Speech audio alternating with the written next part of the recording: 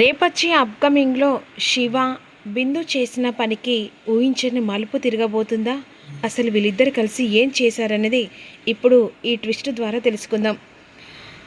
శివాలయం దగ్గరికి సపర్వార కుటుంబంతో శోభాచంద్ర కుటుంబం, అదే చిరచంద్ర కుటుంబం, గగన్ కుటుంబం శివరాత్రి రోజున అందరు కలిసి గుడి దగ్గరికి వస్తారు. ఈలోపు ఇరువురి కుటుంబాన్ని ఆహ్వానిస్తారు. అదే సమయానికి శోభాచంద్ర రూపంలో ఉన్న తన కూతురు భరతనాట్యం చేయాలని కమిటీ వాళ్ళు అందరు అంటారు కదా, దాని ప్రకారంగానే భూమి అక్కడికి వస్తుంది. అందరూ కలిసి సంతోషంగా ఉంటారు. ఈలోపు అపూర్వ పక్కగా ప్లాన్ చేస్తుంది. భూమిని దెబ్బ కొట్టాలే, గగన్ విలువ పోవాలంటే శివ బిందు ఇద్దరు పెళ్లి చేస్తే ఇక్కడ ఖచ్చితంగా వాళ్ళ పరువు పోతుందని చెప్పేసి పక్కగా ప్లాన్ చేస్తుంది. ఇక శివ ఎలాగైనా బిందుని పెళ్లి చేసుకోవాలి అనే విధంగా ఆలోచిస్తూ ఉంటాడు. కాకపోతే అక్క తన మీద ఒట్టు వేయించుకుంటుంది కదా, తన కోసం టెన్షన్ పడుతూ ఉంటాడు. కానీ పూర్ణిని పెళ్లి చేసుకుంటే నా జీవితం ఎటు తిరుగుతుందో నాకే అర్థం కావట్లేదు. అందుకనే బిందుని పెళ్లి చేసుకుంటా. అక్క కోపాల మీద అలా ఆలోచిస్తుంది, కానీ ప్రేమ గురించి అక్కకు తెలియదా అని చెప్పేసి శివ ఆలోచిస్తుండగా, ఏంటి శివ గుడికొచ్చిన నుంచి చూస్తూనే ఉన్నా, ఏదో ఒక ఆలోచనలో ఉంటున్నావు అని పూర్ణి అడుగుతుంది. అబ్బే ఏం లేదు అనే విధంగా అనుకుంటుండగా మరోవైపు అపూర్వ, బిందు, నక్షత్ర ముగ్గురు కలిసి ఒక చోట నిలబడి ఎలాగైనా శివను పిలిపించి ఈ పెళ్ళి ఇక్కడే ఇదే గుళ్ళో ఆ శివుని సన్నిధానంలో చేస్తే సరిపోతుందని చెప్పేసి అపూర్వ పక్కగా ప్లాన్ చేస్తుంది. ఇక వెంటనే శివన్ తీసుకొని రా అని చెప్పేసి ఈ విధంగా వేసిన ఎత్తుగడతో నక్షత్రను శివ దగ్గరికి పంపిస్తుంది. వైపుగా వెళ్తున్న చెర్రి వీళ్ళ మాటలు వింటాడు. ఏంటి మళ్ళీ వీళ్ళు ఎవరి కొంప ముంచాలనుకుంటున్నారు అని చెప్పేసి ఈ విధంగా అనుకుంటూ ఉంటాడు.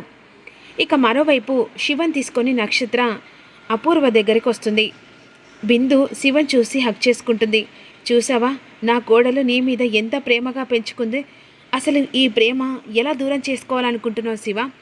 బాధపడకు, ఒక మాట అడుగుతాను, అసలు నీకేముందని చెప్పేసి నా కోడలు నిన్ను ప్రేమించాలి? మేము కోట్లు కుమ్మరిస్తే నీకంటే ఎక్కువ ఉన్నత శ్రీమంతుడు నా కోడలికి దొరుకుతాడు. కానీ నా కోడలు ఒకే చిన్న మాట అడిగింది, శివను పెళ్లి చేసుకుంటా అని. తన సంతోషం కోసం ఈ మాత్రం చేయలేనా అని చెప్పేసి ఆలోచించి వెనుక ముందు ఆలోచించకుండా నా కుటుంబానికి తెలియకుండా మీ ఇద్దరి పెళ్లి చేస్తే మీరిద్దరు సంతోషంగా ఉంటారనుకున్నాను. కానీ నువ్వు మాత్రం మీ అక్క గురించి ఆలోచిస్తున్నావు. ఈ కుటుంబం గురించి ఆలోచించకుండా బిందు నీ చేత్తోని 3 ముళ్ళు వేయించుకోవాలనుకుంటుంది. మరి నా కోడలు మనసు ఒక ఆడపిల్ల ఇంత ఆలోచించి ముందడుగు వేసిందంటే కనీసం మగోనివి నువ్వు ఆలోచించి ముందడుగు వేయలేవా? ఎందుకంటే నువ్వు ఒకవేళ పూర్ణిని అయిష్టంతో పెళ్లి చేసుకున్నా తనతో జీవితం నువ్వు సాగించలేవు.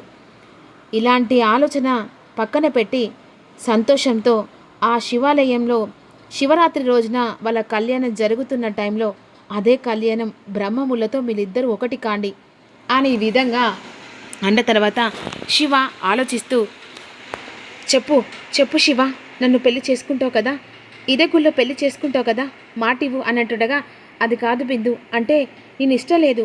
నేనంటే నీకు ఇష్టం లేదు కదా? లేదు బిందు, నువ్వంటే ప్రేమ, చచ్చేంత ప్రేమ, మరి పెళ్లి చేసుకోనను. వెంటనే నువ్వు నాకు మాట ఇవ్వు, మా అత్తయ్య చెప్పినట్టుగానే నువ్వు నాకు మాట ఇవ్వు అనేసరికి వెంటనే బిందుకు మాట ఇస్తాడు. అత్తయ్య శివ మాట ఇచ్చాడు, నా మెల్ల 3 ముళ్ళు వేస్తాడు, అదే కదా నాకు కావాల్సింది. ఆ గగన్ గాని పరువు పోవాలి, ఆ భూమిని అసహించుకోవాలి, దాన్ని మెడలు పట్టుకొని బయటికి గెంటేయాలనే కదా నేను ఇలా ప్లాన్ చేశాను. చాలా సంతోషం శివ, నువ్వు ఇంత తొందరగా ఒప్పుకుంటావని అస్సలు అనుకోలేదు. నా కోడలి సంతోషమే మా సంతోషం శివ అనే విధంగా అంటుండగా, సరే ఎవరైనా చూస్తే అనుమానం పడతారు, ఎలాగైనా ఈ రాత్రి కల్లా మీ ఇద్దరు పెళ్లి చేస్తాను అని చెప్పేసి అపూర్వ పక్కగా ప్లాన్ చేస్తుంది. సరే బిందు, నువ్వు ఇక్కడి నుంచి వెళ్ళు, అనుమానం వస్తుంది. మమ్మీ అసలు ఏం చేయబోతున్నావు? వీళ్ళిద్దరిని కలిపితే మనకేమొస్తుంది అని నక్షత్ర అంటుంది. సంతోషం బేబీ, ఈ సంతోషం మనకు అవసరమా? అసలు వాళ్ళిద్దరు పెళ్లి చేసుకుంటే మనకొచ్చిందేంటి? ఎందుకంటే ఆ గగన్ గాని ఏడుపు, ఆ భూమి ఏడుపు, అప్పుడు అందరు కలిసి చీ కొట్టడం, ఇదే కదా మనకు కావాల్సింది. సరే ఇదంతా పక్కన పెట్టు, పెళ్లి టైం వరకు అంత హడావిడి లేకుండా ఆ ఇందు మెడలో శివతోని ముళ్ళు వేస్తే సరిపోతుంది. అప్పుడు మనం అనుకున్నంత ప్లాన్ దగ్గర వర్కౌట్ అయిపోతుంది అని విధంగా అంటుండగా ఈలోపు చీకటి పడిపోతుంది. శివ కళ్యాణం జరుగుతుంది. ఇక అక్కడ భూమి గగన్ ఇద్దరు కలిసి శివపార్వతుల్లాగా వెంటనే అందరికీ దర్శనమిస్తారు. అక్కడ నాటకం ఏంటంటే భూమి ఇక వెంటనే పార్వతి అవతారం ఎత్తుతుంది. అక్కడ దక్ష యజ్ఞ రూపకంతో ఒక నాటకం మొదలవుతుంది. భూమి అలా కూర్చొని తపస్సు చేస్తూ ఉంటుంది. దక్షునికి శివుడు అంటే చాలా కోపం. ఎందుకంటే తన కన్న కూతురు బూడిదిగా అసలు బట్టలు లేని ఒక శివుణ్ణి పెళ్లి చేసుకుంది అని చెప్పేసి కోపంతో తనని ఎలాంటి దానికి పిలవడు. కానీ అక్కడ అందరూ వస్తూ ఉంటారు. ఆ సంతోషంలో శివుని దగ్గరికి పార్వతి వస్తుంది. మా తండ్రి గారు ఇక పిలుపు రానందున మనం వెళ్ళి కలుద్దాం నాదా అని చెప్పేసి పార్వతి అంటూ ఉంటుంది.